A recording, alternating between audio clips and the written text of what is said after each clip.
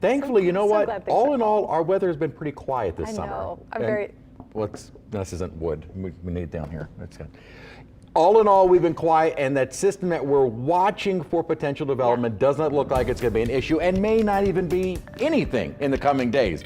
That's what kind of gets stressful, is that our models are good enough to kind of sniff things out well ahead of time, but they don't always evolve that way. What we're going to be watching is kind of this area from the eastern Gulf across Florida and into the Atlantic. Right now, an unorganized mess of rain, which in fact, a lot of which has weakened this evening and tonight. Now, in the coming days from this area, and maybe I think more so into the Atlantic, we could see some development. And when I say more so in the Atlantic, that's where a couple of models are sniffing something out. And even that is not a guarantee. So this is the Euro. Again, the rainfall continues through tomorrow, Wednesday, and then by Thursday, we start to see that shifting toward more the Atlantic. And by the 4th, we're actually going to be drying out. Great weather here, but it is going to be a little bit hotter. Then once this moisture is in the Atlantic is when we could start to see some circulation trying to form. There is going to be a brief window going into Monday for something trying to organize before conditions become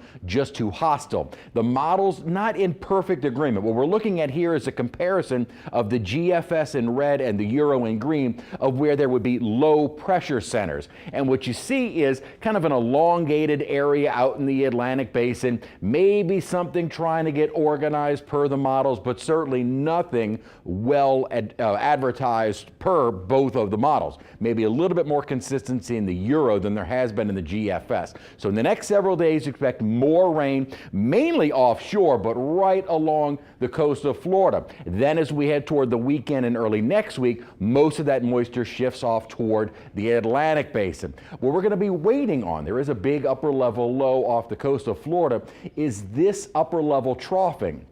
As this deepens farther down to the south, it'll combine with this low pressure center, and that may be when we start to see some organization try to take hold.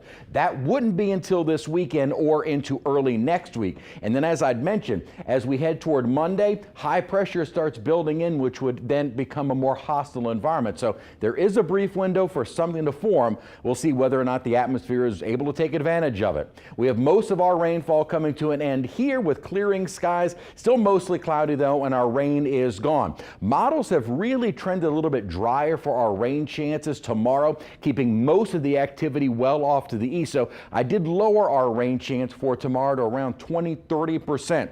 It looks like it comes back up a bit for Wednesday. Then, as I had mentioned, kind of the upper pattern shifting in a way that we will be drying out but heating up as we head toward the 4th and this coming weekend. That means those high temperatures back into the mid-90s, and may see a little disturbance head our way from the east, which could trigger a better chance of rain next Monday.